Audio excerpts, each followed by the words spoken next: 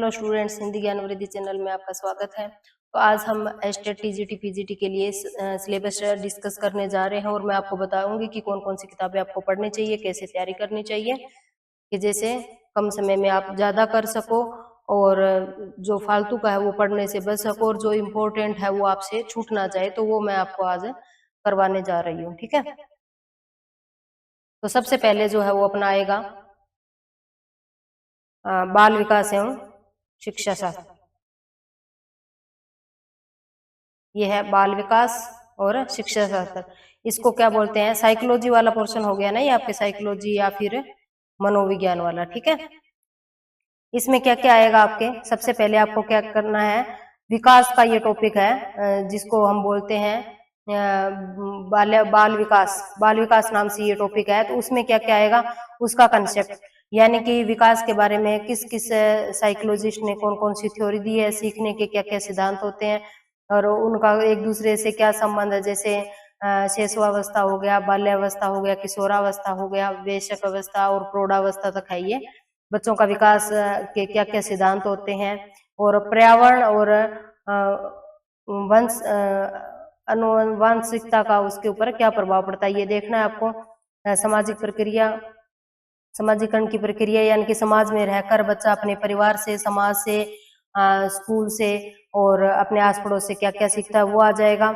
उसके बाद ये आपको पियाजे का 200% करना है। कोहलबर्ग का भी हर बार आपको प्रश्न देखने को मिलता है, वाइगोत्स्की का भी मिलता है, तो ये आपको करने, ठीक है।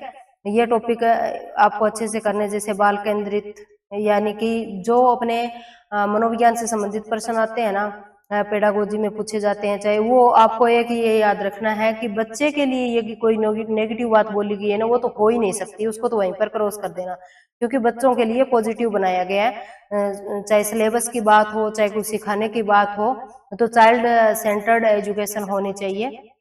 हमारी जो एजुकेशन पॉलिसी है उनके द्वारा ये कहा गया है। शिक्षा की अवधारणा आ जाएगा, इंटेलिजेंस वाला टॉपिक आएगा, भाषा वाला करना है आपको और चिंतन वाला करना है। ये सारे दिए हुए हैं, आप सभी अपने आप कर लेना। और अब मैं आपको जो है हिंदी के बारे में डिटेल से बता देती हूँ। जैसे समावेशी शिक्षा के बारे में कर लेना, ये भी आपको जरूर करना है। इसमें से कई बार 1 और कई बार 2 अंक का इस पाठ में से देखने को मिल जाता है। ये लर्निंग वाला बहुत अच्छे से करना है, ये इसको लर्निंग को भी 200% कर लेना, ठीक है। शिक्षण और अधिगम, शिक्षण का अर्थ क्या होता है, पढ़ाना। पढ़ाने के लिए कौन कौन सी विधियां प्रयोग की जाती है और उन विधियों के क्या क्या टाइप होते हैं। जैसे ये होता है ना कि सुनना विधि हो गया, कहना विधि हो गया, पढ़ना, और ये 4 विधियां हैं, वो आपको ये चारों विधियां जो है आपको अच्छे से करनी है। उसके बाद आता है बच्चों के अधिगम की वैकल्पिक संकल्पनाएं, बच्चों की त्रुटियां, यानी कि बच्चे क्या क्या गलतियां कर सकते हैं। यदि वो सुधार से संबंधित कोई प्रश्न पूछता है ना, तो उसमें आपसे ये पूछा जाएगा कि बच्चा कोई त्रुटि कर रहा है तो टीचर क्या बोलेगा, उसको रट के करना चाहिए, वो भी आपका नहीं हो जाएगा। उसको डांटेगा, ये भी नहीं हो जाएगा। यानी कि कोई पनिशमेंट वाला काम नहीं होगा, ना डांट फटकार होगी। तो ये चीजें आपको ध्यान में रखनी है, ये वाला आपका इसमें कवर हो जाएगा। अब कह रहे हैं कि अधिगम, यानी कि सीखने में व्यक्तिगत एवं पर्यावरण का कितना महत्व होता है, ये भी आपको करना है कि अपने आप बच्चा कितना सीख सकता है और पर्यावरण के माध्यम से कितना सीखता है। तो ये सारी चीजें भी आपको याद में रखनी है, ठीक है। उसके बाद आ जाता है अपना जो आपकी 15 नंबर की हिंदी व्याकरण आती है, उसमें क्या क्या पूछा जाएगा, अपठित गद्यांश और पद्यांश, यानी कि वो आपके किसी नाटक, कहानी, उपन्यास में से भी आपको कोई एक्सटेंजा दे सकता है या पोएम में से भी दे सकता है। तो उसको क्या करना है, आपको अपना विचार वहां व्यक्त नहीं करना। जैसे कुछ पूछ ले तो हम अपने अनुमान के आधार पर उसका आंसर दे देते हैं, वो नहीं होना चाहिए। जो भी आपको गद्यांश या पद्यांश में पूछा गया है उसके आधार पर ही आपको उसका उत्तर देना है। इसमें क्या होता है, जो पीछे का एग्जाम हुआ था तो वो स्टेंजे पर आधारित तो 2 थे जैसे, और उसमें व्याकरण पूछ लिया था, जैसे संज्ञा का एक प्रश्न आया हुआ था। तो और या फिर इसमें से आपका पर्यायवाची शब्द पूछ लेगा आपसे, विलोम पूछ लेगा, और संज्ञा भी पूछ सकता है, जैसे पीछे पूछा भी गया था। इसी स्टेंजे में से आपसे पूछ लेगा, विशेषण पूछ लेगा, या कोई मुहावरा भी पूछ सकता है इसमें से, यदि उसमें मुहावरा का कोई मीनिंग बन रहा हो आपके इसके गद्यांश या पद्यांश में। तो इस प्रकार के प्रश्न इसमें से पूछे जाते हैं। या फिर पूछा जाएगा इसमें से कि आपके दिए गया जो गद्यांश है या पद्यांश है उसका शीर्षक क्या है, क्या इम्पोर्टेंस है, क्या आपको सीख मिलती है। तो इस प्रकार के प्रश्न यहाँ पर आपसे पूछे जा सकते हैं। उसके बाद बात आती है कि भाषा विकास प्रश्नों का शिक्षा शास्त्र, सीखना अधिग्रहण करना, यानी कि बच्चा कैसे सीखता है और कैसे वो उसको ग्रहण कर पाता है।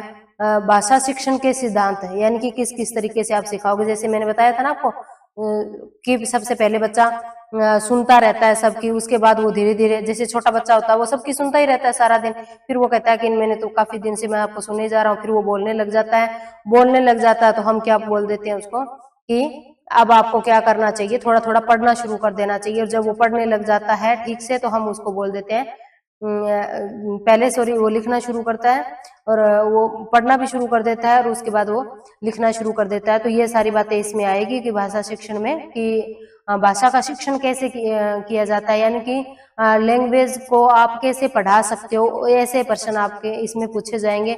और इसमें से स्टेंजे में से आपसे शुद्ध अशुद्ध भी पूछ सकते हैं, शुद्ध अशुद्ध वाला भी आपके आ सकता है। ठीक है, तो ये बातें आपको यहाँ पर ध्यान में रखनी है। उसके बाद क्या आता है कि जैसे बच्चा ये सुनता है पहले, उसके बाद ये बोलने लग जाता है, उसके बाद ये क्या करता है, लिखने लग जाता है, पढ़ने भी बाद में लग, जैसे उनको सिपाही सी लगा कर देते हैं ना कि उसके ऊपर ऊपर बच्चा लिखने की भी कोशिश करता है, बोलने की भी कोशिश करता है। ठीक है, उसके बाद कि शिक्षण होता है पढ़ाना, अधिगम होता है कि बच्चा कैसे आपसे ग्रहण कर रहा है। तो उसके लिए सामग्री क्या होनी चाहिए कि पाठ्य पुस्तक का आकार कैसे होना चाहिए, उसका सिलेबस कैसे होना चाहिए, और पाठ्य पुस्तक में जो जो बातें बताई गई है, यानी कि जो विषय उसमें है, चाहे आपकी कविता है, कहानी है, उपन्यास है, कुछ भी आ रहा है, आप उनके लिए क्या क्या प्रयोग करोगे कि बच्चा जो है वो मनोरंजक तरीके से सीख सके, कि उसको ऐसे बिल्कुल भी ना लगे कि मेरे ऊपर प्रेशर बनाया जा रहा है या टीचर इसको ज्यादा लंबा क्यों खींच रहा है। उसको ऐसे लगना चाहिए कि उसको अच्छा लगे क्लास में बैठना। इनकी सबसे पहले तो बच्चे का इंटरेस्ट बनाना जरूरी है ना। यदि उसका इंटरेस्ट ही नहीं बनेगा, रुचि ही नहीं बनेगी, तो आप उसको कितनी देर बैठा सकते हो, और बैठा भी लोगे तो वो कितना का आपके द्वारा पढ़ाया हुआ ग्रहण कर लेगा। तो वो मल्टीमीडिया और बहुभाषी संसाधन, यानी कि आपकी एक ही क्लास में भिन्न भिन्न भाषाओं के बालक है। वैसे हिंदी वाले में तो हिंदी का ही आएगा, लेकिन हो सकता है कि कोई बच्चा ऐसा हो जिसका स्टेट अलग हो, जैसे पंजाब से आया हो तो उसका परिवेश जो है वो पंजाबी रहा है, पंजाबी भाषा का, अब वो हिंदी सीखना चाहता है, तो उसके लिए थोड़ा सा आपको और ज्यादा प्रयास करना पड़ेगा। और उपचारात्मक शिक्षण, यानी कि जो आप पढ़ा रहे हो, बच्चे के सामने किसी प्रकार की समस्याएं आ रही है, यदि बच्चा आपसे निदान चाहता है तो आपको उसके बारे में भी करवाना पड़ेगा उसको कि आप कैसे उसकी समस्या का समाधान कर सकते हो। ठीक है, अब देखिए आगे बता देती हूँ मैं आपको।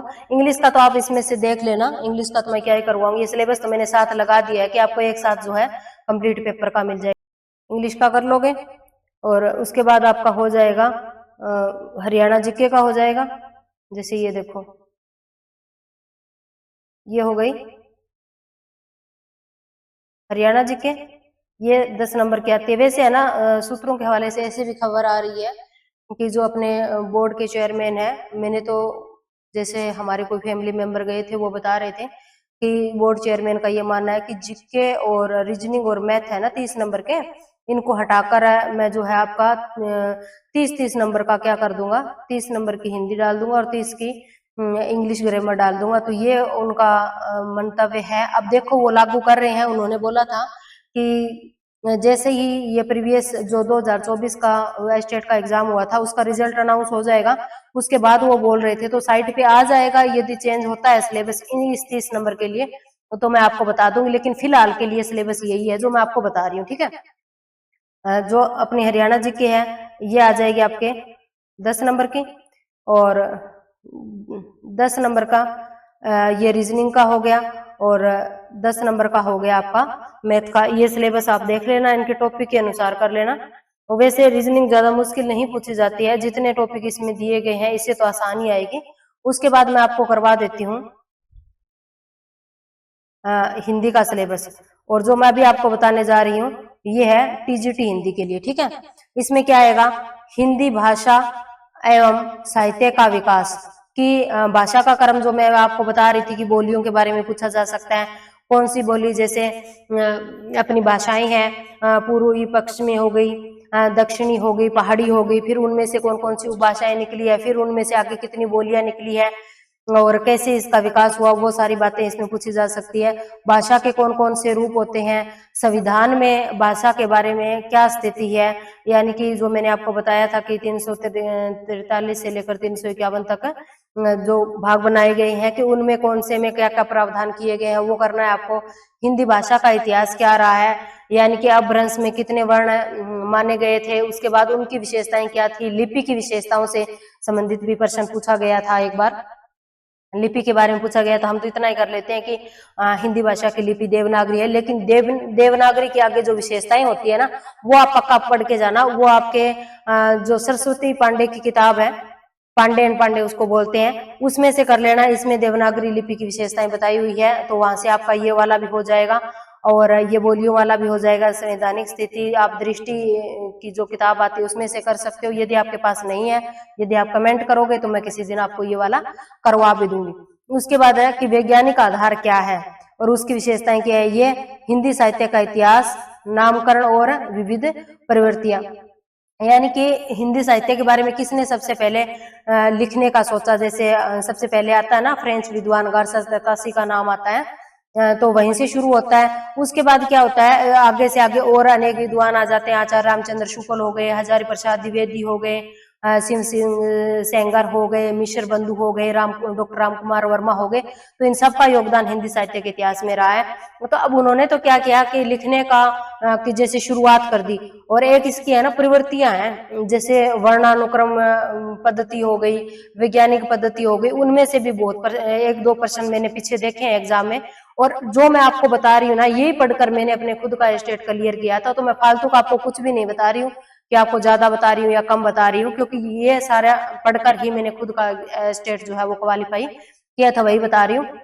और जितने भी विद्वान आए हैं ना, इनका मैं, आप कहोगे तो एक इंडेक्स मैं आपको बता दूंगी, उसके आधार पर आप इसको याद कर सकते हो। नामकरण अलग अलग, जैसे किसी ने तो उस देश के आधार पर, उस देश में उस समय युद्ध की प्रवृत्ति बनी हुई थी या सामाजिक परिस्थितियों के आधार पर नामकरण कर दिया। तो किसी ने जो काव्य प्रवृत्ति है उनके आधार पर कर दिया, किसी ने गद्य भाग को लेकर कर दिया। तो ये सारी बातें इनमें दी हुई है। उम्मीद करती हूँ यहाँ तक आपको समझ में आ गया होगा, और यदि कोई डाउट है तो आप कमेंट करोगे तो मैं अवश्य बता दूंगी। माध्यमिक स्तर यानी कि आपको कहाँ पर तक पढ़ाना होता है, छठी से 8वीं तक पढ़ाना होता है, और इसमें क्या होता है, आपकी बीएड होती है, ठीक है। इसके लिए किताब बताई गई है आपको, जैसे वसंत की, वसंत भाग 1 होगा, 2 और 3। 1 है ये तो 6th क्लास में लगती है, और वसंत भाग 2 है ये 7th में, और 3 है ये 8th में लगती है, दी हुई है ना ये, ठीक है। लेकिन है ना, अब जैसे 6 से 8 तक का सिलेबस चेंज हो गया है। कुछ स्कूलों में तो इसको स्टार्ट करवा दिया है, मल्हार नाम से एक किताब आई है, उसको स्टार्ट करवा दिया गया है इसी सेशन से, लेकिन कुछ स्कूल में नहीं भी करवाया है। और अभी आपके स्टेट के लिए तो आपको क्या पढ़ना है, बसंत ही पढ़ना है, क्योंकि यहाँ इन्होंने अपनी साइट पर कुछ भी नहीं डाला है। यदि चेंज होकर आता है कि ये किसी की दूसरी किताब का नाम देते हैं तो मैं वो भी आपको बता दूंगी। इसलिए मैं क्या कर रही हूँ, मैंने 10th का इसीलिए स्टार्ट करवाया है कि तब तक अपना 10th का सिलेबस हो जाएगा, 9th का हो जाएगा एनसीईआरटी का। यहाँ तो इन्होंने 8th तक का ही दिया हुआ है, लेकिन कुछ क्वेश्चन है ना आपके 9th और 10th की किताब से इन्होंने पूछे थे स्टेट में, मैंने देखा है, तो वो भी हम कर लेंगे। इसलिए ये 10th और 9th का जो है ये पीजीटी के लिए भी काम आता है और टीजीटी के लिए भी काम आता है। इसलिए मैंने इन 2 क्लास का पहले सोचा कि पहले ये करवा देती हूँ। यदि अपनी बसंत की किताब रहती है तो फिर मैं आपको ये टीजीटी का करवा दूंगी। यदि चेंज नहीं होती है, चेंज होकर आती है, तो मल्हार नाम से जो बुक लगी है उसका मैं करवा दूंगी। और यदि इस नोटिफिकेशन में कोई चेंज नहीं होता है तो एस्टेट का जो आपसे पूछा जाएगा वो वसंत किताब से ही पूछा जाएगा, तो आप इसको अच्छे से कर लेना, ठीक है।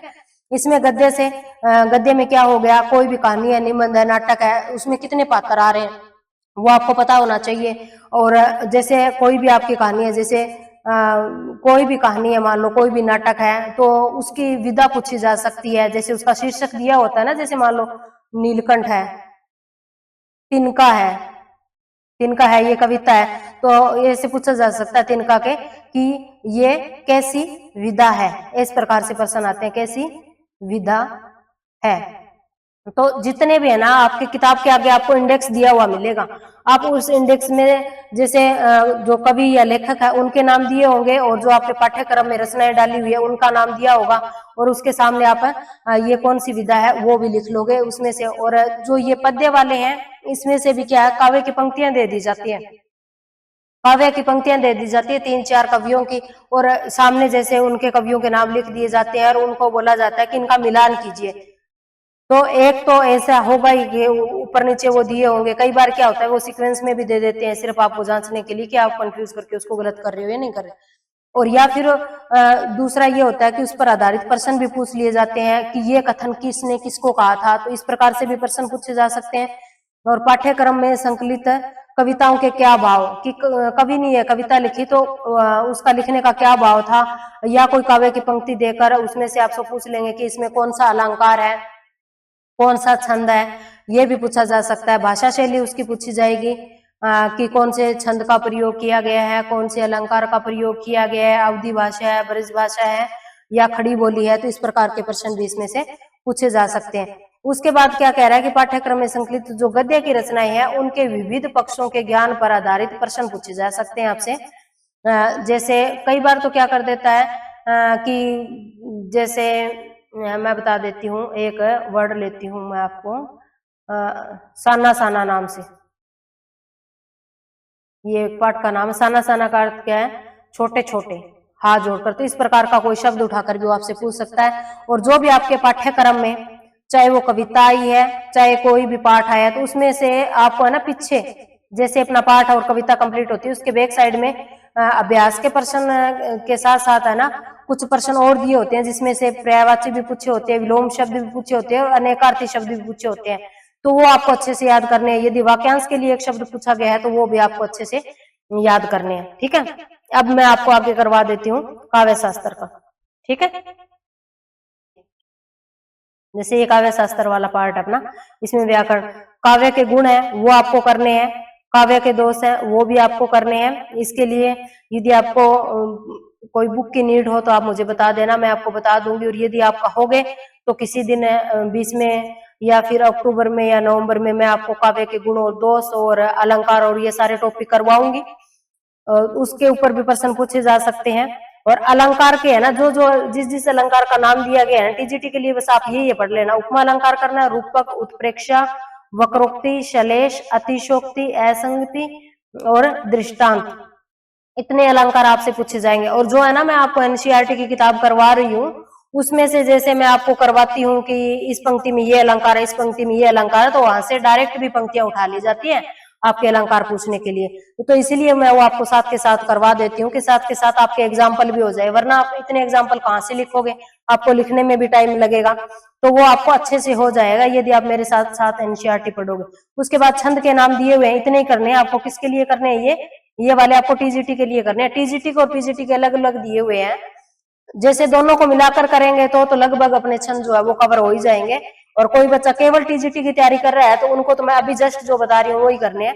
दोहा, रोला, हरिगीतिका, मालिनी, कवित, सवैया, वंशज, ये वाले पूछे जाएंगे। और इसमें से क्या है कि दो प्रकार से इसमें से प्रश्न आते हैं। एक तो ये आता है कि ये मात्रिक है, अर्धमात्रिक है या सममात्रिक है, इस प्रकार से प्रश्न पूछा जा सकता है। और दूसरा आपसे ऐसे भी पूछा जा सकता है कि इसमें कितनी मात्राएं हैं, कितनी वर्ण है, यानी कि किसी में 24 होते हैं, जैसे जो चौपाई छंद है उसमें 16 मात्राएं होती है। तो इस प्रकार से ये प्रश्न भी पूछे जा सकते हैं आपसे। और उनमें से है ना उनकी जो संख्या होती है उसे आगे पीछे करके ऐसे प्रश्न पूछ लिए जाते हैं। और एक प्रश्न इसमें से ऐसे भी एक बार आया था स्टेट में कि उदाहरण दे दिया था और नीचे 4 छंद के नाम लिख दिए थे कि दिए गए उदाहरण में छंद बताइए। तो उसमें उस स्थिति में क्या करना होता है, आपको अच्छे से प्रत्येक छंद की मात्राएं और वो सब कुछ याद होता है। जैसे ये हम लघु वर्ण के लिए करते हैं और ये हम दीर्घ मात्रा के लिए इंडिकेट करते हैं, तो ये वाले आपको आ जाते हैं, तो वहां पर आप ऐसे कर सकते हो, वो भी मैं आपको करवा दूंगी। उसके बाद रस की बात आती है, जो अपने 9 प्रकार के रस है और रस के अवयव अंग है उनसे संबंधित प्रश्न पूछे जाते हैं। वर्ण विचार का टॉपिक है मैंने अच्छे से करवा दिया है। जिन बच्चों ने मेरी क्लास नहीं देखी या चैनल पर आज नए आए हो तो वर्ण विचार का एक भी प्रश्न आपका नहीं छूटेगा। जो मैंने प्रश्न आपको करवाए हैं उनमें से आपको पक्का देखने को मिलेगा एक तो ये तो क्या है पास सब्जेक्ट स्पेसिफिक कर रहे हैं, इसमें से इसमें भी मिलेगा देखने को हिंदी व्याकरण का जो 15 नंबर का है, 15 की आपकी व्याकरण आती है और 60 नंबर का ये आता है, तो टोटल आपका सब्जेक्ट कितने का हो जाता है, 75 नंबर का हो जाता है। यदि आप अच्छे से कर लेते हो तो 75 में से मैं ये तो नहीं कहूंगी कि 75 नंबर आप ला सकते हो, लेकिन 60 तक तो आप आसानी से जा ही सकते हो। 60, कुछ बच्चे 65 तक भी जा सकते हैं यदि मिस्टेक ना करे तो, ठीक है। तो स्वर व्यंजन की क्लास आप देख लेना, प्रयत्न स्थान की दृष्टि से ये मैंने सारे करवा दिए हैं। शब्द हम जैसे शब्द का टॉपिक हमारा स्टार्ट हो चुका है, तद्भव मैंने करवा दिए। यदि आपको लगे कि इतने एग्जाम्पल कम है तो मैं और भी करवा दूंगी। देशज विदेशज का नेक्स्ट टॉपिक अपना रहेगा, और संधि, समास, उपसर्ग, प्रत्यय, ये आप क्या कर लेना जो मैं बता रही हूँ, और एक ये वर्णमाला वाला हो गया, ये 200% कर लेना, ठीक है। इनमें से आपको मिलेगा ही मिलेगा पेपर में देखने को। उसके बाद आता है आपका विकारी शब्द, संज्ञा, सर्वनाम, विशेषण, क्रिया, ये हो गए आपके विकारी शब्द। और अविकारी शब्द जो होते हैं वो क्रिया, विशेषण, संबंध सूचक, समुच्चय बोधक और विस्मयादि बोधक हो गए। उसके बाद बात आती है वाक्य की। वाक्य के दो प्रकार होते हैं, एक अर्थ के आधार पर होता है और एक रचना के आधार पर होता है। रचना के आधार पर 3 भेद होते हैं और अर्थ के आधार पर 8 भेद होते हैं, तो ये भी आपको ध्यान रखना है। और एक है ना वाक्य, जैसे ऐसे सेंटेंस लिखा हुआ आता है, एक वाक्य लिखा हुआ आता है और उसमें से है ना या तो वो लिंग की दृष्टि से कोई कुछ गलत लिख देगा वहां पर, या वचन की दृष्टि से लिख देगा, कुछ ना कुछ गड़बड़ी की हुई होती है। और जब हम उस वाक्य को ध्यानपूर्वक पढ़ते हैं तो हमें लगता है कि कौन सा अशुद्ध है। तो एक वाक्य से संबंधित आता है शुद्ध अशुद्ध में, एक वाक्य का हो गया, मान लो 1% वाक्य का आ गया, और एक आता है शब्द, यानी कि शब्द दिया होता है उसमें से शुद्ध अशुद्ध आपको छांटना होता है, वो आता है। और मुहावरे और लोकोक्तियां मैं आपको करवा ही रही हूँ, लेकिन है ना आपने ज्यादा इंटरेस्ट इसके ऊपर दिखाया नहीं है। यदि आप मुहावरे और लोकोक्ति मेरे साथ साथ कर लेते हो ना, तो आपके 1 या 2 नंबर का जो मुहावरे और लोकोक्ति का प्रश्न आता है वो छूटेगा नहीं। लेकिन आपने मुहावरों वाली क्लास कम देखी तो मैंने आगे से उसको डालनी बंद ही कर दी, कि हो सकता है बच्चों को आता होगा या अपने आप कर लेंगे, तो तब करके मैंने नहीं डाली, वरना मैं इंपॉर्टेंट मुहावरे आपको जरूर करवाती, ठीक है। ये वाला हो गया आपका, ठीक। ये हो गया टीजीटी के लिए। जो बच्चे टीजीटी के लिए देख रहे हैं, इसमें से आपके जो बोर्ड की तरफ से पाठ्यक्रम आया है वो तो वसंत का ही दिया हुआ है, लेकिन है ना मैं बता रही हूँ आपको कि मैंने जो एग्जाम दिए हैं और देखे भी हैं, तो वो आपके पूछे गए हैं। यहाँ तक मान लो 9th और 10th की एनसीईआरटी से भी आए हुए। एनसीईआरटी का ना कुछ हम कह नहीं सकते कि 20 नंबर की आएगी, 20 का कुछ जरूरी नहीं है। ये क्या है, 8 अंक से लेकर 20 नंबर तक की आपकी पूछी जाती है। वैसे तो इनका 20-20 का होना चाहिए, 20 का ग्रामर का हो गया और 20 का एनसीईआरटी हो गया, 20 का लिटरेचर हो गया। लेकिन आजकल क्या है, ये लिटरेचर के प्रश्न बढ़ाने लग गए, तो लिटरेचर के प्रश्न यहाँ बढ़कर आएंगे तो एनसीईआरटी के कम हो जाएंगे, या फिर वो या क्या कर देंगे, जो आपके व्याकरण के होते हैं वो कम कर देंगे। लेकिन काव्य शास्त्र वाला जो पोर्शन है ना वो आपको बिल्कुल स्ट्रॉन्ग रखना है, क्योंकि यहाँ से काफी कठिन प्रश्न आपसे पूछे जाते हैं। उसके बाद ये जो मैं आपको सिलेबस करवा रही हूँ ये पीजीटी के लिए, ठीक है। ये आपका सेम ही रहेगा, हिंदी भाषा का भाषा हो गई, इसका साहित्य हो गया, उद्भव और विकास कैसे हुआ, हिंदी और उसकी बोलियों के बारे में सामान्य परिचय हो गया, इतिहास लेखन की पद्धतियां होगी, इतिहास के जो लेखक हैं, काल विभाजन हो गया, नामकरण हो गया, हिंदी साहित्य का आरंभ कहाँ से होता है और विभिन्न कालखंड और उनकी प्रवृत्तियां, मुख्य काव्य धाराएं कौन सी है, प्रतिनिधि कवि करके जाने, यानी कि जो इंपोर्टेंट है और उनकी रचनाएं भी आपको याद रखनी है, जो प्रसिद्ध रचनाएं। हिंदी गद्य का उद्भव और विकास एवं गद्य की विभिन्न धाराएं, जैसे ये आपको ये करना है, मैं यहाँ बता देती हूँ आपको। आदिकाल, उसके बाद आता है मध्यकाल, और उसके बाद आता है आपका आधुनिक। अब मध्य में क्या हो जाएगा, ये 2 भाग में विभाजित हो जाएगा, जैसे ये हो गया भक्ति काल और यहाँ पर हो जाएगा आपका रीतिकाल। अब आधुनिक काल को तो आप जितना पढ़ो उतना ही कम है, क्योंकि ये तो बहुत सारा हो गया ना, तब से लेकर आज तक का सारा हो गया।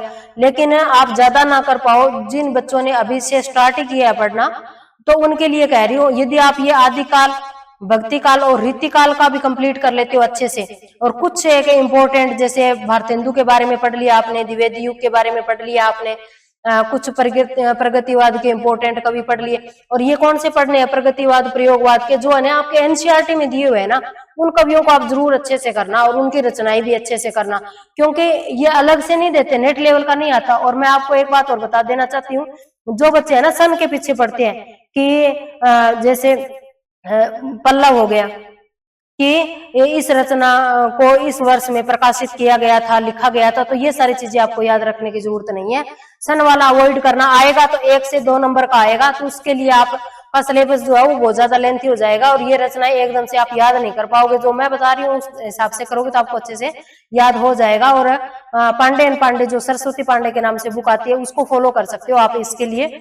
और कुछ 1% जो है वो दृष्टि किताब है, उसमें से भी उठाए जाते हैं। और उसके अलावा कुछ है तो वो मैं आपको करवा भी दूंगी। और रामचंद्र शुक्ल की जो किताब है उसमें से आपको भूमिका अच्छे से करनी है। जिन बच्चों के पास आचार्य रामचंद्र शुक्ल की किताब है, भूमिका कर लेना, काल विभाग कर लेना, और उसके आगे का जो पोर्शन है वहां से स्टार्ट होता है, वहां इन 3-4 को भी आप कर लेते हो ना वहां से, तो भी आपको 3 से 4 नंबर का देखने को वहां से मिल जाता है। अब मैं आपको आगे वाला बता देती हूँ।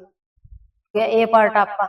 बी पार्ट जो है इसमें आएगी आपकी, ये 10th की किताब है, स्थिज हो गया, प्रीतिका हो गई। इन दोनों किताब को आप अच्छे से करोगे। आगे आगे है ना, मैंने किताब की पिक भी लगाई हुई है, वो देख लेना आप। ये 9th और 10th के लिए, जैसे स्थिज भाग 1 है, कृतिका भाग 1 है, वो तो 9th की हो गई। स्थिज भाग 2 और कृतिका भाग 2 है, ये 10th के लिए हो गई। उसी प्रकार से आरोह और वितान है, ये +1 और +2 के लिए किताबें हैं, तो ये हो जाएगी, आपको ये भी पढ़नी है। उसमें गद्य और पद्य, आरोह वाला जो पार्ट है ना, इसमें गद्य और पद्य दोनों ही आ जाते हैं, और वितान में केवल पद्य का होता है। उसी प्रकार से इसमें होता है, स्थिज में गद्य और पद्य दोनों होते हैं, और इसमें केवल कृतिका में गद्य वाला होता है। तो इन पुस्तकों में जो भी संकलित है, चाहे आपका काव्य है चाहे गद्य है, मैंने पहले भी बताया था आपको वो, तो उस पर आधारित प्रश्न पूछे जा सकते हैं। और इनमें से जितनी भी कविताएं हैं, उन कविताओं का काव्य सौंदर्य क्या है? काव्य सौंदर्य में वही आ जाएगा आपका अलंकार, छंद, रस, गुण कौन कौन से उनमें आए, तो वहां से पंक्तियां उठाकर आपसे पूछा जा सकता है, तो वो आपको बताने हैं। और वो कविता लिखने का भाव भी पूछा जा सकता है, और कविता में से तो वर्ड मीनिंग भी पूछे जाते हैं। इसलिए तो मैं वर्ड मीनिंग आपको डीपली करवा रही हूँ कि कोई भी शब्द उठाकर पूछ लेगा कि ये कौन सा है। उसके बाद है स्थिज, कृतिका और आरोह वितान पुस्तकों के गद्य रचनाएं और रचनाकार, उनसे संबंधित पूछा जा सकता है। विषय वस्तु क्या है उनकी, उनका क्या है विचार, यानी कि संवेदना किस प्रकार से व्यक्त करना चाहता है, किसान के बारे में लिखी है, दलित वर्ग के बारे में लिखी है, या फिर उन्होंने स्त्री की समस्याओं को उसमें उठाया है, तो वो सारी चीजें। और एक है ना एनसीईआरटी की किताब में, जैसे कोई चैप्टर शुरू होगा ना, जैसे यहाँ से वो चैप्टर शुरू हो रहा है, ऊपर है ना यहाँ पर आपको 2 पंक्तियां लिखी हुई मिलती है उसमें, तो वो पंक्तियां बिल्कुल अच्छे से पढ़ना। उसमें से 1-2 प्रश्न पूछे गए थे, तो इसलिए मैं आपको अच्छे से ये बता रही हूँ कि वो भी साथ के साथ आप कर लेना। भाषा पर आधारित प्रश्न हो गए कि जैसे मैंने आपको बताया था रामचरितमानस जो है वो अवधी भाषा में लिखी गई है, सूरदास के पद ब्रज भाषा में लिखे गए हैं, तो इस प्रकार से प्रश्न आपसे पूछा जा सकता है। गद्य विधाएं जो है उनका परिचय हो गया, व्यक्तित्व। एक आपको ये याद रखना कि जितने कवि और लेखक है ना, उनका मेन नाम अलग होगा, उपनाम अलग होगा, और कई बार क्या होता है उनको कोई साहित्य पुरस्कार दिया गया है और कईयों को उपाधियां दी गई है, तो वो उपाधि के जो भी शब्द उनके लिए प्रयोग किया गया था, तो वो अपने नाम के पीछे फिर लगाने शुरू कर देता है कवि या लेखक, तो वो भी पूछे जाते हैं, उनका कौशल। और ये हो गया कहानी का नाट्य रूपांतरण और रेडियो नाटक, ये अभिव्यक्ति माध्यम है, उसमें आपके ये दिया हुआ है। और हिंदी पत्रकारिता, पत्रकारिता के कौन कौन से आयाम होते हैं, सफल और स्वस्थ पत्रकारिता कैसी होनी चाहिए, तो ये सारी बातें आपसे पूछी जा सकती है। ये अभिव्यक्ति माध्यम नाम से एक किताब है, उसमें ये दिया हुआ है। और जितनी भी ये 4 किताब है, जैसे 9, 10, 11, 12 की, इसमें से पर्यायवाची आपके पाठ के या कविता के पीछे आए हैं, वो विलोम शब्द, अनेकार्थी वाक्यांश के लिए एक शब्द, ये आपको याद रखने। उसके बाद तीसरा पार्ट आता है काव्य शास्त्र वाला, वही है, लेकिन 1-2 ही जो है अलंकार और छंद आपके मिल रहे हैं, टीजीटी के अलग और पीजीटी के अलग, आप देखना ध्यान से। अब इसमें क्या है, उसमें आपके शब्द शक्ति नहीं था, काव्य के गुण और दोष दिए हुए थे, इसमें एक टॉपिक नया आ गया पीजीटी के लिए, शब्द शक्ति वाला। तो शब्द शक्ति से संबंधित है, उनके भेद भी पूछे जा सकते हैं, उपभेद भी पूछे जाने लगे हैं आजकल, तो उदाहरण दे दिया जाएगा और उस उदाहरण से आपको प्रश्न पूछा जाएगा। काव्य के हेतु, ये भी अलग प्रश्न बनता है, काव्य हेतु से कई बार आते हैं। इसमें क्या होगा कि परिभाषाएं दी हुई है, जो शिक्षा शास्त्री है हिंदी के, उन्होंने, तो वो पूछ सकते हैं कि इन्होंने कितने हेतु माने थे, इन्होंने किस किस को माना था, काव्य गुण और काव्य दोष, इनमें है ना जो रीतियां हैं शैलेश, इनमें, इन सब में जो मैं बता रही हूँ आपको, शब्द शक्ति हो गई, काव्य हेतु, काव्य गुण, काव्य दोष और काव्य की रीतियां, इसमें से उन्होंने संस्कृत टाइप के है ना कुछ श्लोक लिखे हुए हैं, तो वो श्लोक सा दे देंगे आपको, और ये पूछ लिया जाएगा ये वामन के अनुसार है, आचार्य भट्ट के अनुसार है, किसके अनुसार है, तो वो आपको बताना होता है। अब आपके अलंकार शुरू होते हैं पीजीटी के लिए। शैलेश, यमक, दीपक, अनुप्रास और अनुप्रास के भेद आपको अच्छे से करनी है। देख लो लिखा हुआ है ना कि भेद सहित अनुप्रास अलंकार आपको करना है। भ्रांतिमान, विरोधाभास, उत्प्रेक्षा, संदेह, मानवीकरण अलंकार, प्रश्न अलंकार, यहां तक करना है, ठीक है। तो ये आप मेरे साथ जुड़े रहोगे तो जो मोस्ट इंपोर्टेंट उदाहरण है वो मैं आपको करवाऊंगी, जो एग्जाम की दृष्टि से काफी इंपोर्टेंट है, तो वो मैं आपको करवा दूंगी। और 2024 का जो पेपर आया था ना, वो इसी सिलेबस में से आया था। 23 वाले में तो उन्होंने गड़बड़ कर दी थी, लेकिन 24 का जो आया था वो ठीक सिलेबस दिया गया है, उसके अनुसार ही आया था।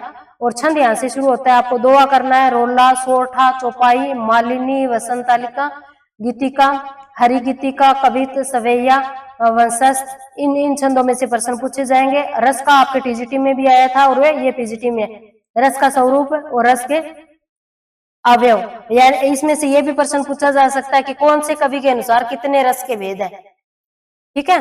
तो यह भी आपको करना है। इसमें ये रस निष्पत्ति का ये अलग आ गया, ये टीजीटी में अपना नहीं था। अब काव्य की रीतियां भी आ गई कि उनका स्वरूप कैसा है, विवेचन का आधार बताइए। तो ये वाला आपका इतना यहाँ तक जो है ये आपका काव्य शास्त्र का है। और जो भी व्याकरण और काव्य शास्त्र से संबंधित प्रश्न पूछे जाते हैं ना, काव्य शास्त्र के कुल मिलाकर है ना 5 से 6 प्रश्न आपको देखने को मिल जाएंगे आसानी से इन सभी टॉपिक में से, आप यदि आप उनको गिनकर देखोगे तो। वर्ण विचार वाला मैंने करवा लिया, आप देख सकते हो। ये वर्तनी की दृष्टि यानी कि शब्द की पहचान भी हो सकती है और वाक्य की भी हो सकती है, ये आप कर ही लोगे। यदि आप कहोगे कि कुछ एग्जाम्पल करवा दो किसी दिन क्लास में, तो मैं आपको करवा भी दूंगी। संधि, समास, उपसर्ग, प्रत्यय और तत्सम तद्भव, ये मैंने आपको पहले से ही बता रखा है कि 200% कर लेना इनको। उसके बाद है विकारी शब्द, जिसमें संज्ञा, सर्वनाम, विशेषण, क्रिया, ये हो गए। अविकारी हो गए क्रिया विशेषण, संबंध बोधक, समुच्चय बोधक और विस्मयादि बोधक, इनसे संबंधित प्रश्न आएंगे। उसके बाद ये शुद्ध अशुद्ध वाला हो गया, जैसे वाक्य हो गया या शब्द हो गया, और मुहावरे, लोकोक्ति। और यहाँ पर आपसे औपचारिक और अनौपचारिक पत्र लिखने के लिए नहीं देगा, वो आपको है ना विशेषताएं लिख कर देगा। जैसे 4 पॉइंट बनाने होते हैं ना एग्जामिनर को, 1, 2, 3 और 4, 4 पॉइंट बनाने होते हैं, तो उनमें से क्या होगा, 3 पॉइंट दे देगा आपको औपचारिक पत्र की जो विशेषताएं होती है, 1 अनौपचारिक की दे देगा, और फिर पूछ लेगा आपसे कि कौन सा इसमें से नहीं है। एग्जामिनर इसमें से इस प्रकार से प्रश्न पूछेगा। तो अनौपचारिक और औपचारिक जो पत्र है, आप 10th तक की कोई भी हिंदी व्याकरण की किताब ले लेना, सरस्वती नाम की जो हिंदी व्याकरण की किताब आती है, उसमें है ना मिस्टेक बहुत कम है, यदि आप उसको पढ़ोगे तो अच्छा रहेगा आपके लिए, और उसमें से पूछ भी लिया जाता है कई बार। तो ये था आपका सिलेबस। अब मैं आपको किताब दिखा देती हूँ कि कौन कौन सी किताब जो है 6 से 8 है और कौन कौन सी जो है 9 से 12 है। तो ये आपकी 6 से जो 8 तक लगेगी, और ये 7th क्लास की है मैंने जो यहाँ पर लगाई हुई है, ये देख लेना आप। और ये है आपकी 12th की, और यहाँ भाग 2 लिखा हुआ है, और 11th की होगी उसमें भाग 1 लिखा मिलेगा, और यहाँ पर भाग 2 है और उसमें भाग 1 देखने को मिलेगा, और एक अभिव्यक्ति और माध्यम के नाम से भी किताब है, वो कर लेना। ये स्थिज वाली भाग 1 और 2 ये दी हुई है, ये किसके लिए है, 9th 10th के लिए है। कृतज्ञता वाली 9th 10th के लिए है, और ये वितान वाली है, ये तो उसके लिए होगी ना +1 के लिए, ठीक है। तो मुझे ऐसा लग रहा है कि आपको समझ में आ गया होगा अच्छे से, और फिर भी किसी बच्चे की कोई क्वेरी हो तो आप कमेंट में मेरे से पूछ सकते हो। तो आगे की वीडियो जब मैं क्लास करवाऊंगी आपको कविता की, उसमें से मैं आपको बता दूंगी, ठीक है। Thank you, have a nice day.